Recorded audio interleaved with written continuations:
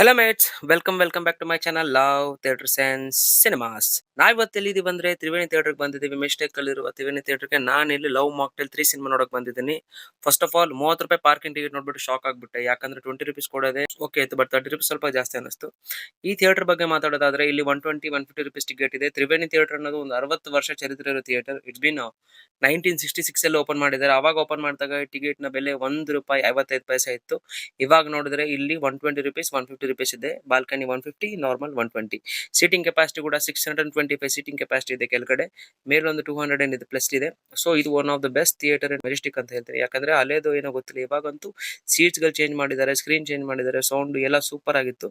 But movie ವಿಷಯಕ್ಕೆ ಬರೋದಾದ್ರೆ ನನಗೆ ಲವ್ ಮಾಕ್ಟೇಲ್ 3 ಮೇಲೆ ತುಂಬಾ ಎಕ್ಸ್ಪೆಕ್ಟೇಷನ್ ಜಾಸ್ತಿ ಆಯ್ತು. ಯಾಕಂದ್ರೆ ಪಾರ್ಟ್ 1 ಪಾರ್ಟ್ 2 ತುಂಬಾ ಇಷ್ಟ ಆಯ್ತು ನನಗೆ. ಬಟ್ ನನಗೆ ಸ್ವಲ್ಪ ಡಿಸಪಾಯಿಂಟ್ ಆಯ್ತು. ಇಂಟರ್ವೆಲ್ ಇಂದ ಬಿಟ್ಟರೆ ಇಂಟರ್ವೆಲ್ ಮುಂಚೆವರೆಗೂ ನನಗೇನು ತುಂಬಾ ಅಷ್ಟು ಕನೆಕ್ಟ್ ಆಗಿ ಏನು ಅನ್ಸಿಲ್ಲ. Second half it's be like core drama ಆಗ್ಬಿಡುತ್ತೆ. ಇದು ನನಗೆ ಸ್ವಲ್ಪ ಡಿಸಪಾಯಿಂಟ್ ಅಂತಾನೆ ಹೇಳ್ತೀನಿ. ನನಗೂ I am not satisfied with movie ಅಂತಾನೆ ಹೇಳ್ತೀನಿ.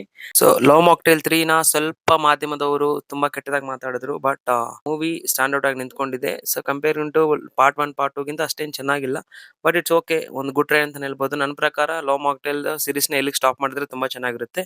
ಚಲೋ ಮೆಟ್ಸ್, ನಿಮ್ಗೆ ಹೆಂಗ್ ಅನಿಸ್ತು ಮೂವಿನ ಕಮೆಂಟ್ ಮಾಡಿ. ಈ ಥಿಯೇಟರ್ ನೋಡಿದ್ರೆ ಈ ಥಿಯೇಟರ್ ಎಕ್ಸ್ಪೀರಿಯನ್ಸ್ ಹೆಂಗ್ ಅನಿಸ್ತು ಅಂತ ಕಮೆಂಟ್ ಮಾಡಿ. ಇನ್ನೊಂದು ವಿಡಿಯೋ ಸಿಗುವ. ಚಲೋ ಮೆಟ್ಸ್, ಬಾಯ್.